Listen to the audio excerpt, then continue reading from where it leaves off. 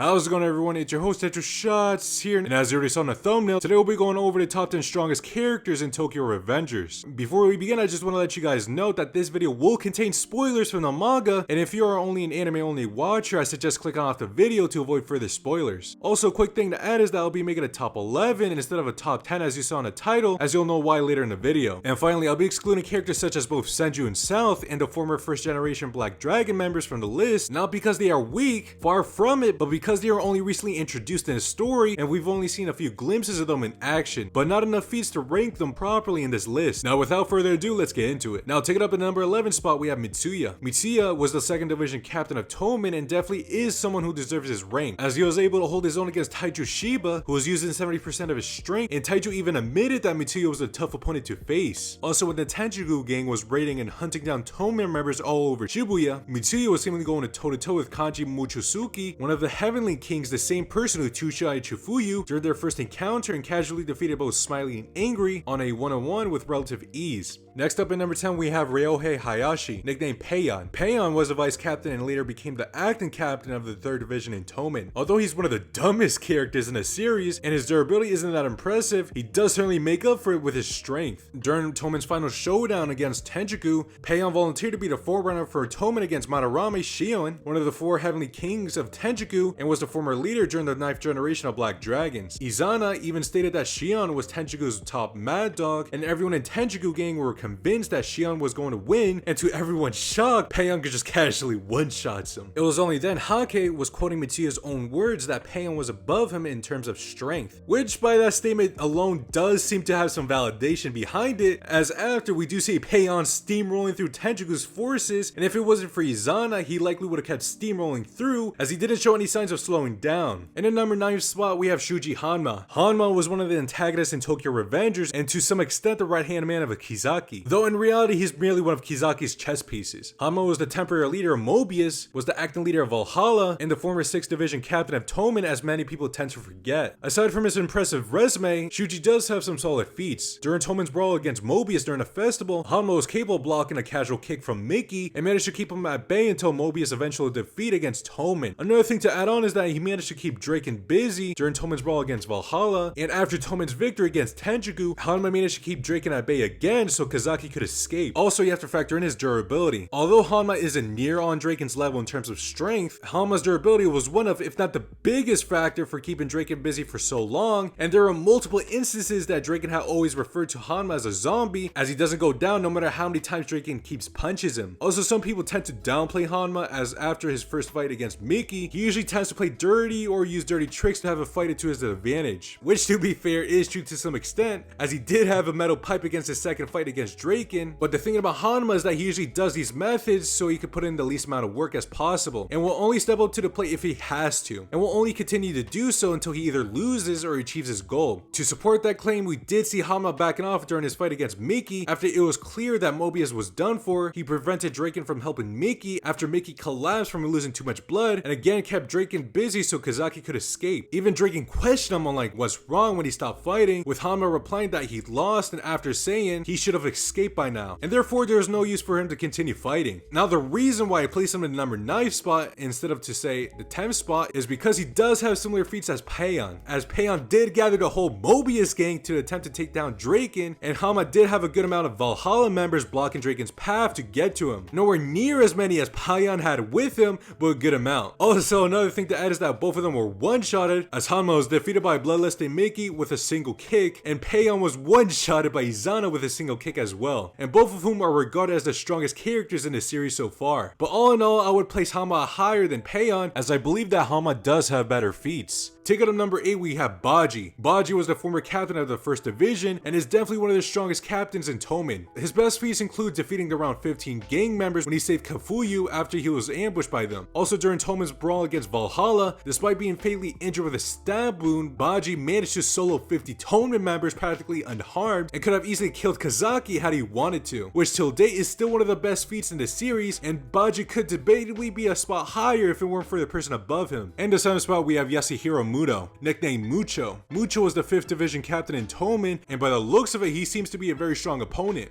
right? Okay, despite being one of the top dogs in Tenjiku and a former captain of Tomen, he has the least credible feats compared to anyone else in this list. We know that it was stated that Mucho was the strongest captain in all of Tomen and could be supported by the fact that he was assigned to a special unit to investigate potential defectors and sniff out traitors in Tomen and interrogate them without the permission of their representative captain. Also, when Mucho paid a visit to Takamichi, Shifuyu stated that Mucho is considered dangerous within Tomen, which should be taken into consideration, but some people overthink it and likely means that if you're getting paid a visit by Mucho, it's most likely not good news. As for his feats, he did knock Takamichi a good 5 meters away. He broke the spine and permanently paralyzed someone from the waist down by merely throwing them into the floor. Also, to add, Mucho does know a fair bit of martial arts, or judo to be specific, and uses that knowledge to his advantage during fights. The only issue is that Mucho being called the strongest captain in all of Tomen is that statements come from no one else except from him. I know that the official character book from a question who's strong on arm wrestling, Mucho was ranked number 3, but that's sort of relevant on supporting Mucho's claim as Pedchan was ranked number 1, and Pedchan's arguably one of the weakest, if not the weakest captain in Tomen.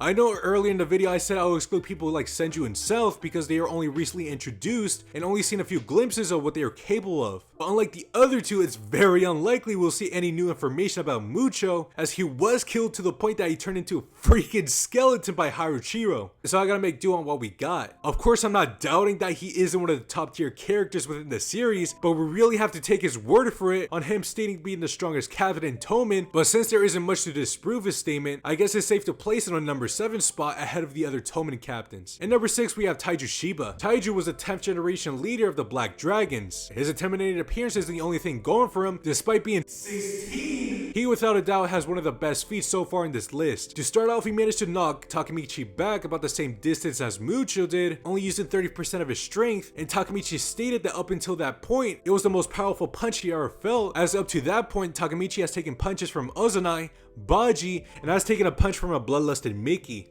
Also, despite the fact that he was stabbed from behind, he defeated Hake, he essentially defeated Mitsuya, or was on the verge of defeating him on a one-on-one with only using 70% of his strength, and made the invincible Mickey bleed from one of his punches, though it is fair to say that Mickey wanted to take it. But all in all, Taiju is without a doubt the strongest person so far in this list. Okay, now in the top 5. In the number 5 spot, we have Suya Kawada, or nicknamed Angry. Angry was the 4th Division vice captain, while his brother Smiley was the captain of the 4th Division in Tomen. While Angry is heavily overshadowed by his brother, he is a force to be reckoned with. Although he isn't all that impressive in his normal or quote-unquote base form, as shown during Tomen's brawl against Tenjiku, when both Angry and Hakai were both heavily outmatched by the Hatani brothers' teamwork, and they even managed to break one of Hakai's legs and Angry's right arm and his left leg. But when the Hatani brothers were working together and beating Hakai to a pulp, Angry started to cry until he essentially snapped. One time during Smiley's and Angry's 4th year in elementary school, Smiley was ganged up by 10 middle schoolers, and when Angry saw what unfolded, he began crying and would eventually snap, and the next thing they knew, all the middle schoolers ended up in the hospital heavily injured. Even Smiley stated that when the blue tortoise, the blue orc snaps, he is 100 times stronger than him. Personally, I'm honestly not sure how accurate that is, but he's essentially saying that Angry is superior to him in strength, and he most certainly showed it. Even with a broken arm and leg, Angry one-shotted Rindo, managed to get behind Ran Hatani without him noticing, and basically one-shotted him too. Even when Kanji came over, he got KO'd by Angry with a single shot. Mind you, this is the same Kanji who was going toe-to-toe with Mitsuya,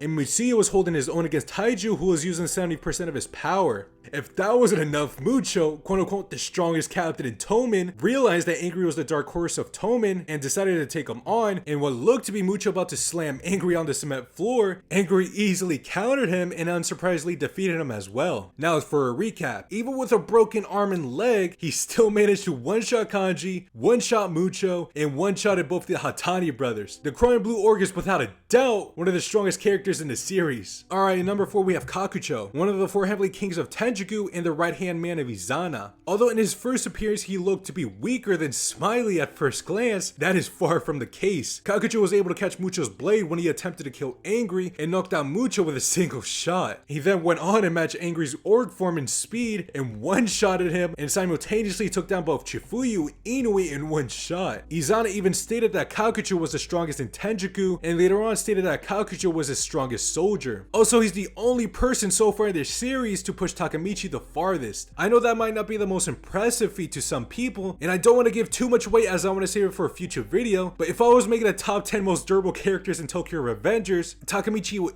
easily pull in top 10. Debatably top 5 if you're really pushing it. Also, this might be the ranking where you could potentially place both Waka and Benkei, as Benkei tanked one of Kakucho's attacks and was practically unharmed, and Waka was capable of getting behind Kakucho without him noticing, and stated that had he cared enough, Kakucho would not be standing unharmed. Regardless of any of that, Kakucho is still one of the top tiers in this series. And in the number 3 spot, we have Ken Ryukichi, nicknamed Draken. Draken was the vice president of Toman and the right-hand man of the invincible Miki. Man, where do I even begin with him? Up until now, Draken definitely has the most impressive feats out of everyone I mentioned so far in this list. I guess to start off, during Toman's brawl against Valhalla, when Draken was on the offensive side, he along with other Toman members were able to break through Valhalla forces, and he even had to steamroll his way through to get to Hanma. Speaking of Hanma, even when he guarded himself, Draken still launched him a good 5 or so meters away, and he did have the upper hand during his whole altercation against Hanma. Also, one of his most famous feats is him single-handedly defeating 100 Black Dragon gang members all on his own. To add on, the 10th generation Black Dragons were stated to be totally different to the 9th generation, and Inoue stated that the 10th generation Black Dragons were more refined than ever, or at least up until the 8th generation, and Draken defeated them without much difficulty. Also, his durability isn't too shabby either, as before Toma's throwdown with Mobius, Heian confronting Draken thinking both Draken and Miki had abandoned Pechan. Caught off guard, and Mobius gang member managed to sneak behind Draken and landed a direct hit to his head with a baseball bat. But despite that, Draken still pulled through and still managed to take down 15 guys before exhausting himself. Narratively, Draken is supposed to be the strongest person in Toman after Miki, as has been hinted multiple times throughout the course of the series, given that he is the right-hand man to Miki. This could also be supported by the fact that after the 2-year time skip, so whoa,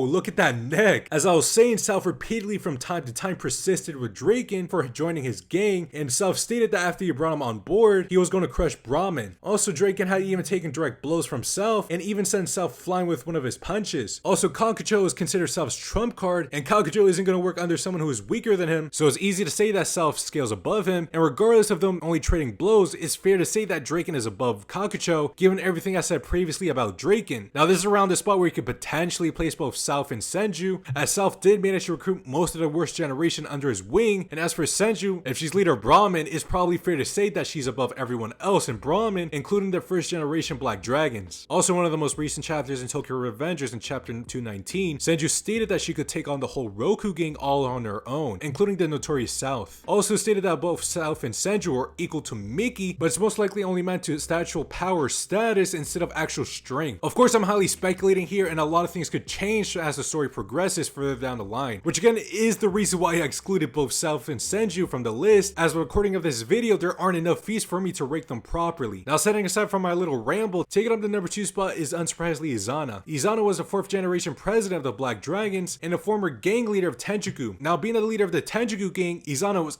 easily head and shoulders above everyone else in his gang and almost all of Toman. Early on in Toman's brawl against Tenjiku, Izana casually pushed down Payon with a single strike, as before he was powering through Tenjiku's forces. Until date, Izana is the only person to give Miki the closest fight of his life, as Izana was casually blocking shots from Miki and even dominated him early on their fight. And Draken even stated that Miki was going all out in their fight. So there's nothing disproving the fact that Miki was holding back of any sort. And finally, surprising absolutely no one, taking up the number 1 spot, we have Manjiro Sano, nicknamed the Invincible Miki. For a brief introduction, Miki was a former president of Toman, and we're currently recording this video as the current leader of the Kanto Maji gang. At full strength, Miki was able to overcome and eventually defeat Izana, as he was a bit more durable and emotionally intact than him. But aside from that, Miki casually one-shotted Taiju, defeated Hanma with a single strike, as to me it's kind of interesting, you know, that Hanma went from being one of the most interesting and strongest antagonists early in the series by taking on Miki to only in the end getting one-shotted by him. If that wasn't enough to convince you, in the 2-year time skip we see Miki soloing over 111 to be exact, gang members. Also, to highlight everything, in one of the most recent chapters we see Miki heavily injuring Draken,